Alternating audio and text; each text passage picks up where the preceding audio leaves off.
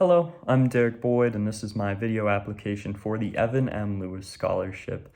So quickly before I get started, I'm just going to go over a quick outline of what I'm going to be talking about in this video. So first, I'll talk about who I am and what I've done throughout my education to specifically build a resume. Two, I'll be talking about my future plans and goals. Three, I'll talk about a big mistake I made and what I've learned from that, and that'll tie into number four, which is talking about a couple of different things I've learned from the documentary and how to apply those. With number five being me highlighting the steps I've already taken to go to college debt-free, and number six, I will be recognizing some of my support systems and their view on the documentary, which I found interesting. So with all that out of the way, let's talk about who I actually am. So if I was going to use any word to describe me, it would definitely be competitive. I'm always trying to be the best at whatever I am doing, and so I've really applied that approach to the education system. So I've taken 17 college level classes, which is the most possible, and a Delta high school record. And then throughout all of those classes, I've accumulated a 4.51 GPA, which puts me at class rank 1, and I should graduate as the valedictorian. So we see that throughout all of these different classes, I've really worked on diversifying the amount of classes and types of classes that I'm taking because I really value being a well-rounded student, and it allowed me to take essentially any career path that I wanted into my future. And so with all of these AP classes, they reduce the amount of credit hours that I'll have to be taking in college, and so they reduce the amount of money that I'm paying, helping go towards that debt-free education, while also allowing me to just be a more knowledgeable person.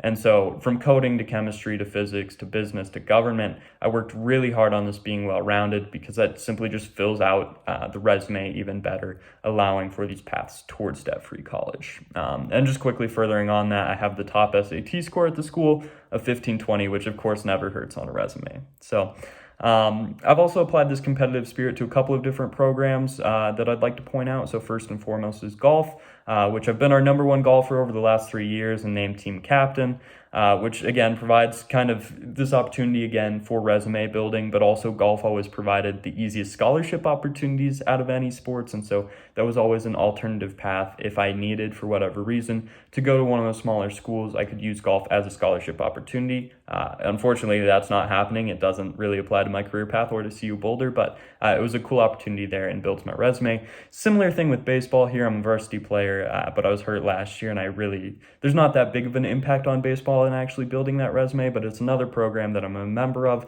And of course, it opens up a lot more scholarship opportunities locally, which require you to be a baseball player. But finally, the biggest program where I've really applied this competitiveness is speech and debate. I have spent countless hours working on speech and debate, and it's really helped me build my career path and figure out what I want to do in life. And of course, I'm a public forum event state champion with my partner. Two-time team winning state champions back-to-back, of course. I'm the team service captain and part of the leadership council, which makes the decisions for the team, and a two-time national qualifier as well.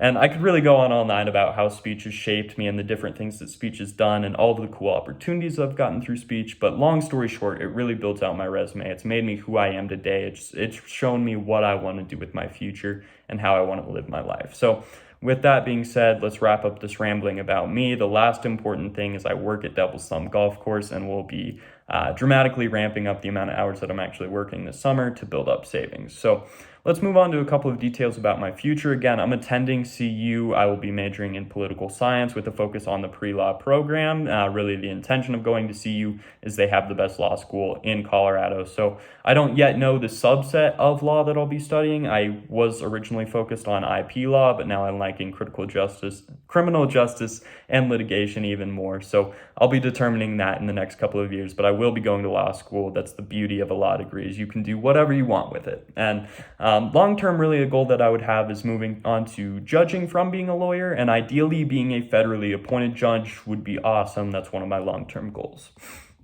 So as you may recall, I said earlier that I made a big mistake that I'm trying to learn from back in the outline section of this video, and particularly the deadline on the Betcher Scholarship, which was full ride, and I believe I would have been a perfect candidate for, and I just never even saw the deadline. It was a really dumb mistake.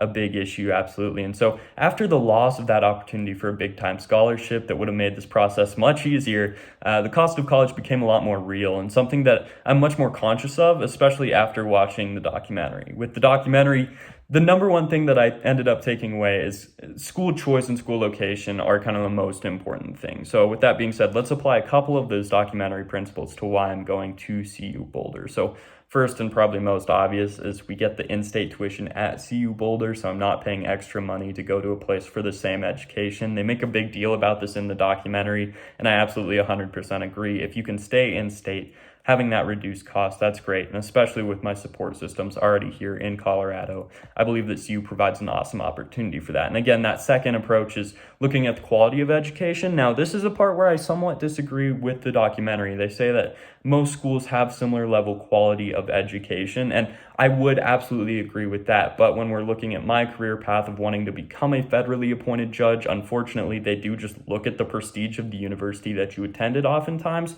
And so that's the reason I'm going to CU Boulder, is it's the perfect mix of that prestige and quality of education while also being the cheapest option in terms of prestigious universities for me personally. So again, for the sake of time, since I'm already a minute over the suggested time here, let's go into a couple of the financial steps that I've already taken for a debt-free education. So most significantly, I've applied to around 14 different CU scholarships totaling over $30,000 in potential awards, all of which I have a good shot at winning.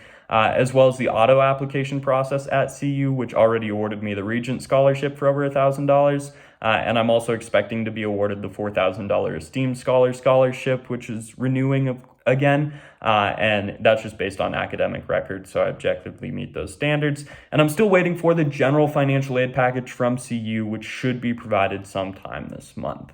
Then again, I've applied for upwards of 20 local scholarships so far, including the Elks, Rotary, Garnet Mesa, Oddfellows, Shelter Insurance, and more that I do not have the time to name. But of course, I'm continually applying to those, and I also have an app downloaded on my phone, which gives me national applications, which don't require essays, and I'm filling those out every single month as well.